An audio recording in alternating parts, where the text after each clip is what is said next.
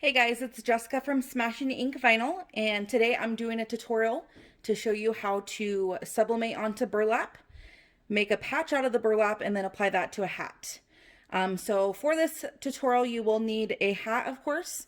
So we have our ponytail hat right here. We have our sublimation transfer printed out. We have a piece of burlap. We have a piece of heat transfer adhesive, our butcher paper for a cover sheet, a pair of scissors, and a weeding tool. So the first step we're going to do is we're going to go ahead and sublimate the design onto the burlap. Then we're going to make the patch. So one thing to note when you are cutting out your piece of adhesive, you want to try to make it a solid piece that's a similar shape to whatever your design is for your patch.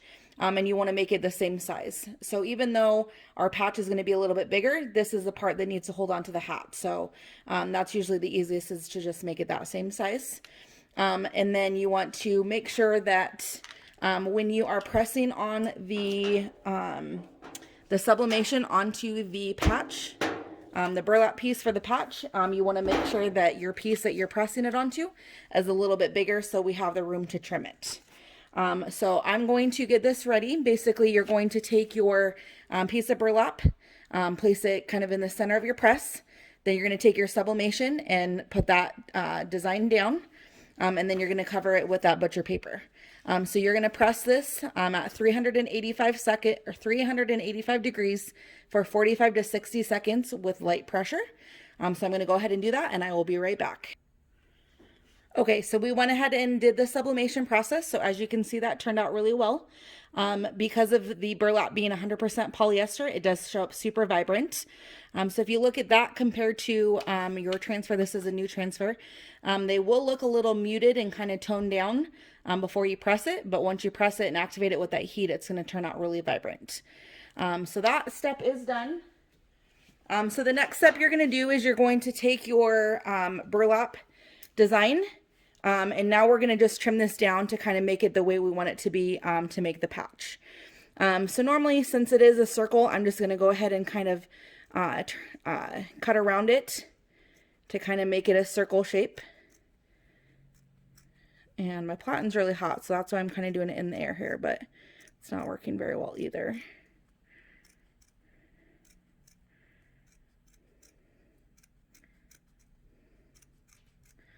And you can give it as much or as little of a border as you want, just kind of depending on the look you're going for. I kind of put it a little close to this edge, so I don't really have a lot of space on this side. So that's why I went a little bit smaller. Okay. And so for the next step, I'm going to put a piece of particle board on my platen just because it's super hot. So I will be right back for that step.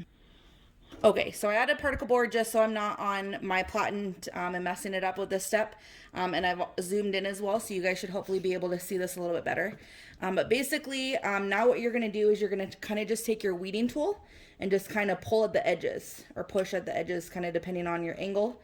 And you basically just want to kind of pull those pieces that are now disconnected and just kind of distress them. So you can really do that however you want, depending on how much distressing you're wanting. It does work better to kind of do this on a hard surface, and of course something you don't want to ding up. So you just keep going around the whole thing until you've distressed it all like you want it to be.